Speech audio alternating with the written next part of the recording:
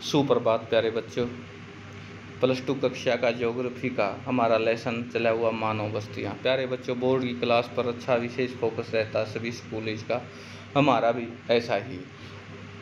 हमारा मानना है कि हमारा भी परिणाम बहुत अच्छा है और इसको आप अच्छा ला सकते हैं।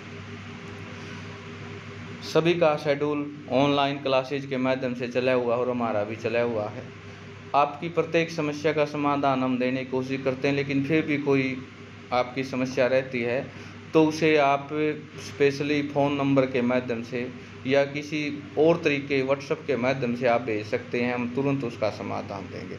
दूसरी बात, फर्स्ट टर्म के एग्ज़ाम होने हैं और फर्स्ट टर्म के एग्ज़ाम का मतलब जितना अपना काम हुआ है उतना आपको सही समझ में आया या ना आया। MCQ बेस होगा, क्योंकि इसको हम MCQ इसलिए बना रहे हैं जब सिस्टम सही होगा।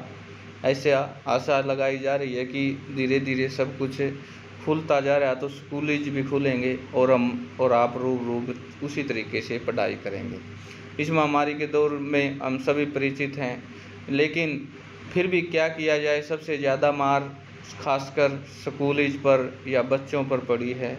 वो माहौल, वो क्लासेज सबको एक सौंपन सा दिखाई देती है, लेकिन ये एक आशावादी किरण की उम्मीद जगाती है कि हम धीरे से सभी उसी परिस्थिति में आ जाएंगे, सब कुछ अनुकूल होगा और सब कुछ ठीक ठाक से होगा।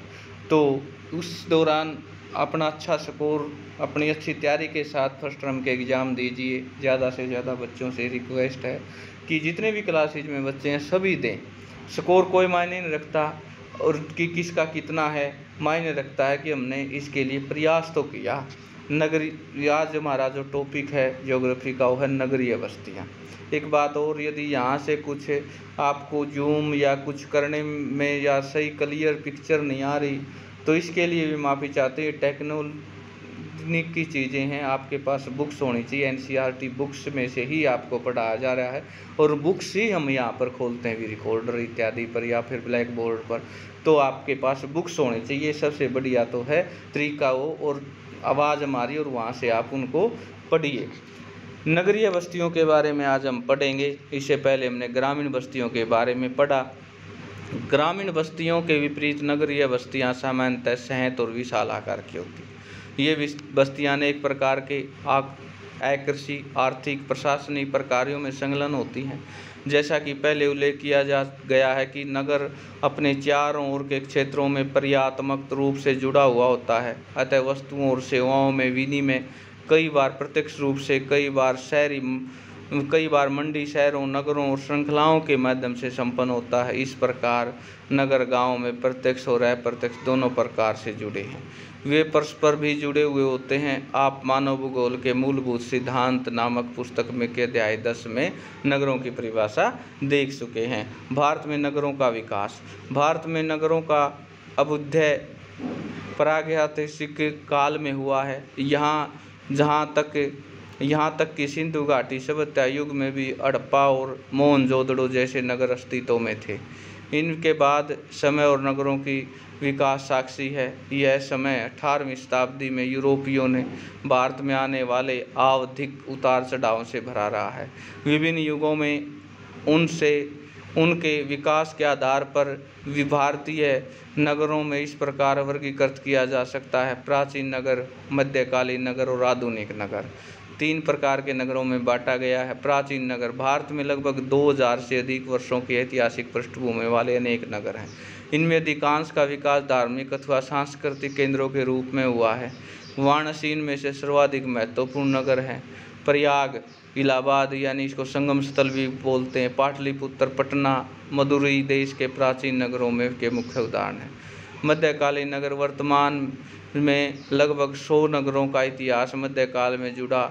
इनमें से अधिकांश का विकास रजवाड़ और राज्यों मुख्यालयों के रूप में हुआ। ये किला नगर, जिनका निर्माण प्राचीन नगरों के खंडरों पर हुआ। ऐसे नगरों में दिल्ली, हैदराबाद, जयपुर, लखनऊ, आगरा, नागपुर महत्वपूर्ण है। आधुनिक नगर। अंग्रेजों ने अन्य यूरोपियों में भारत में अनेक नगरों का विकास किया। तटीय स्थानों पर अपने पैर जमाते हुए उन्होंने सर्वप्रथम सूरत, दमन, गोवा, पांडिचेरी इत्यादि जैसे व्यापारिक पतन में विकसित किए गए। अंग्रेजों के बाद 3 मुख्य नोडों मुंबई, चेन्नई, कोलकाता पर अपनी पकड़ मजबूत की अंग्रेजों की शैली का निर्माण किया गया। इस प्रभावित प्रत्यक्ष रूप में अथवा रजवाड़ों पर नियंत्रण माध्यम से तेजी से बढ़ाते हुए प्रशासनिक केंद्रों में ग्रीष्मकालीन विश्राम स्थलों के रूप में पर्वतीय नगरों को स्थापित किया गया। उन्हें सिविल प्रशासनिक सैन्य क्षेत्रों से जोड़ा गया। 1850 के बाद आधुनिक उद्योगों का आधारित नगरों का जन्म हुआ और जमशेद इसका एक उदाहरण है।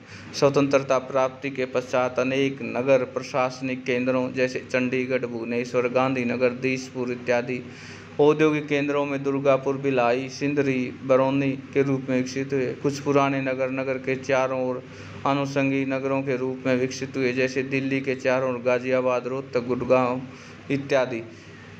ग्रामीण क्षेत्रों में बढ़ते निवेश से पूरे देश में बड़ी संख्या के माध्यम से छोटे नगरों का विकास हुआ।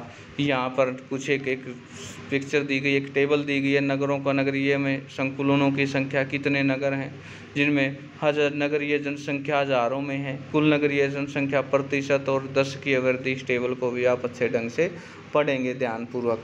और आज हमने भारत की नगरीय बस्तियों के बारे में जाना, नगरों का विकास कैसे हुआ, इस पर आप सुंदर नोट्स तैयार करेंगे और अपनी तैयारी फर्स्ट टर्म के एग्ज़ाम की जो सिलेबस दिया गया उसको अच्छे ढंग से रिवाइज करेंगे। आज के लिए इतना ही, धन्यवाद। बाकी